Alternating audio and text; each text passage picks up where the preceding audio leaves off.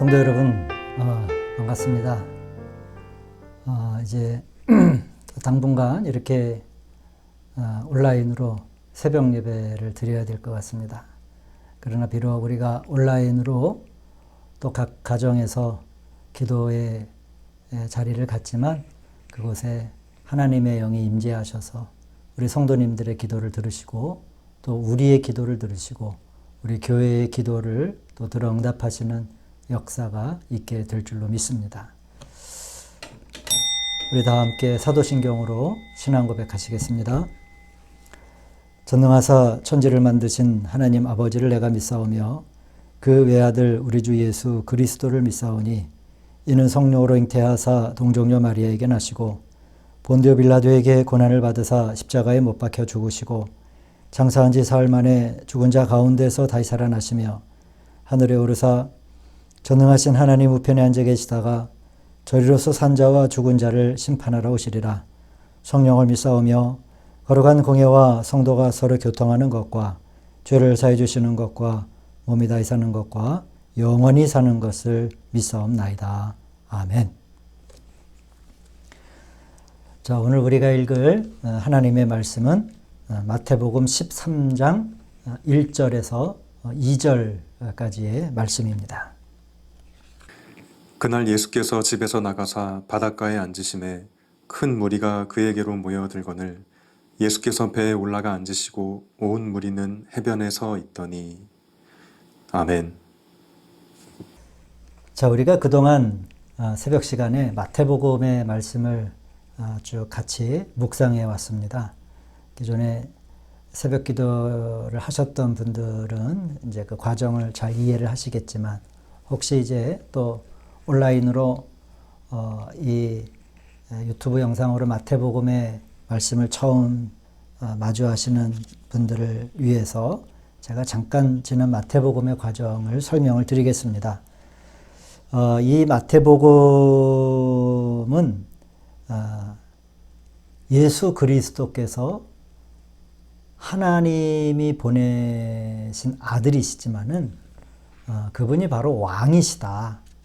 그리고 왕이신 그분이 왕이시니까 그분이 이 땅에 하나님 나라의 헌법, 말하자면 새로운 헌법을 이제 이 땅에 오셔서 제자들에게 말씀해 주고 계십니다. 그리고 그 하나님의 아들인 우리 주 예수 그리스도께서 왕이신 분이 이제 장차 그분이 통치하고 다스리실 하나님의 나라가 어떠한 나라인가라고 하는 것을 이제 말씀하시고자 하는 그러한 큰 줄기가 바로 이 마태복음 안에 있는 줄기라고 할 수 있습니다.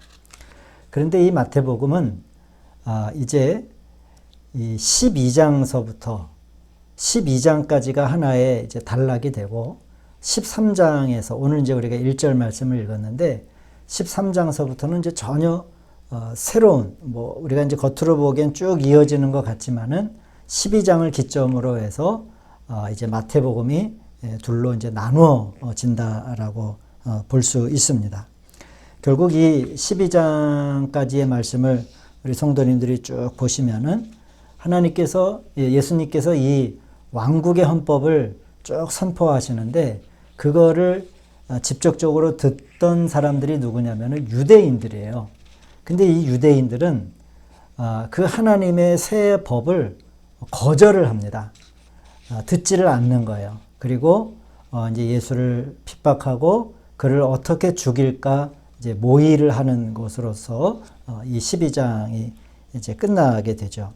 그러자 예수님께서는 유대인들이 듣지 않으시는 것을 보시고 이제 새로운 더 넓은 온 우주와 이방 땅에 이제 구원의 복음 그리고 하나님 나라의 메시지를 이제 전하기 시작하셨다라고 하는 게 이제 13장 1절서부터의 말씀입니다. 그래서 13장 1절을 보시면은 그날에 예수께서 집에서 나가 바닷가에 앉으셨다라고 하는 거예요. 그날 이제 말하자면 12장을 보시면은 그 유대인들이 예수님을 배척하는 어떤 절정에 이르게 되는데 이제 그것을 보시고 그날에 이제 집에서 나아가 바닷가에 앉으셨다. 굉장히 평이한 구절 같지만은 이 구절을 우리가 전체적인 맥락 안에서 보면 집에서 이제 나가시고 바닷가에 앉으셨다라고 하는 것은 이제 예수님의 그 위치가 사역의 위치가 달라졌다라고 하는 것을 비유하는 하나의 은유적인 구절이라고 할 수 있습니다. 집이라고 하는 것은 무엇을 의미합니까? 그건 바로 유대인의 집, 그 이스라엘이라고 하는 한정된 그러한 공간 또 대상을 의미하는 것이죠. 그러나 이제 예수님은 더 이상 그 집에 머물 이유가 없으시니까 그 집을 나가 바닷가에 앉으셨다라고 하는 거죠. 결국 여기서 바닷가라고 하는 것은 요한계시록 17장 15절을 보시면은 음녀가 앉아있는 물은 백성과 무리와 열국과 방언들이다 라고 하는 말씀에서 우리가 보듯이 이제 이 바닷가라고 하는 것은 아주 넓은 그러한 이방의 세계, 그 더 먼 많은 나라들을 포함하는 이제 집에서 나가 바다에 앉으셨다라고 하는 이방인들을 향한 이제 구원의 사역들을 우리 주님이 본격적으로 시작하셨다라고 하는 것을 보여주는 겁니다. 우리가 그러기에 그분은 이스라엘의 집을 상징하는 집에서 나가 이방 세계를 상징하는 바다에 나아가셨는데 그 바다의 풍경이 어떠냐면 두 가지 풍경을 우리에게 말씀하고 있습니다. 2절 말씀을 보시면 이제 예수께서 배에 오르시고 온 무리는 해변에 섰더니라고 말씀하시죠. 비록 바다로 나가지만 이 바다를 하나의 세상으로 우리가 생각을 한다면은 바다에 있었지만 바다에 속하지 않았던 배, 세상에 있지만 즉 세상에 속하지 않는 곳 바로 이 교회를 의미하는 것이죠. 그래서 우린 그리스도인들은 배 위에 항해하는 사람들이다라고 말할 수 있습니다. 떠밀려가지 않고 노를 저어 항해하는 그러한 거룩한 사람들이죠. 그 과정 안에는 여러 가지 풍랑도 있고 또 여러 가지 비바람이 있고 여러 가지 어려움들이 있습니다. 그렇지만 그 배 안에는 누가 계셔요? 배 위에 오르신 예수 그리스도가 계신 거죠. 사랑하는 여러분, 우리는 이제 홀로 있는 존재들이 아니고 그 집에서 나와 우리가 있는 그 배 위에 오르신 주님과 함께 있는 사람들입니다.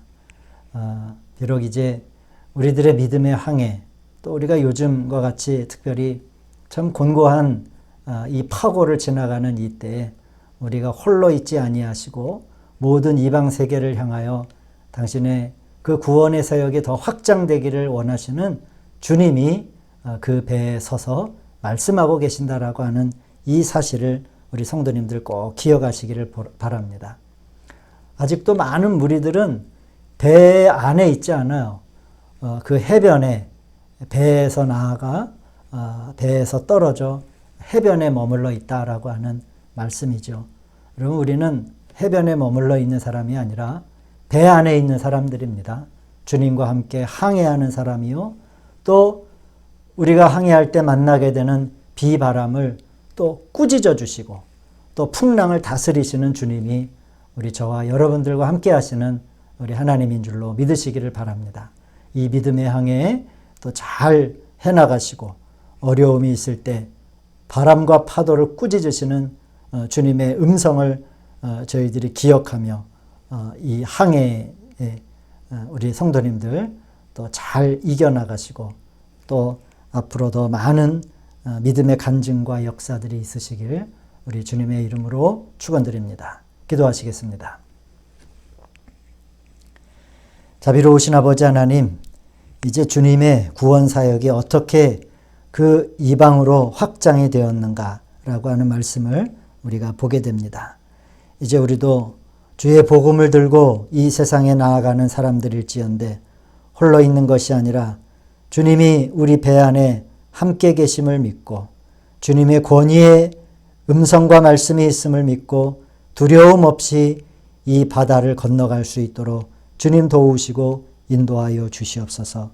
이 새벽에 또한 기도하는 성도님들을 축복하시고 때로는 자신의 삶의 자리에서 기도의 성소를 가꾸며 하나님 앞에 무릎 꿇은 거룩한 주님의 자녀들을 하나님 기억하여 주시고 우리의 기도에 응답하시며 하나님의 놀라운 역사를 만들어가는 우리 생명나무 교회 성도님들이 되게 하여 주시옵소서.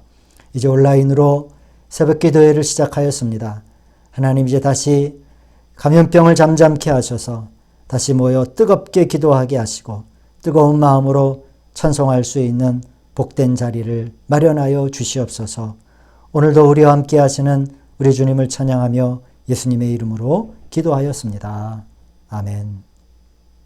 나 주 앞에 엎드려 간절히 비는 말 나 주께 나갑니다. 날 받아주소서. 나 주 앞에 엎드려 간절히 비는 말 나 주께 나갑니다.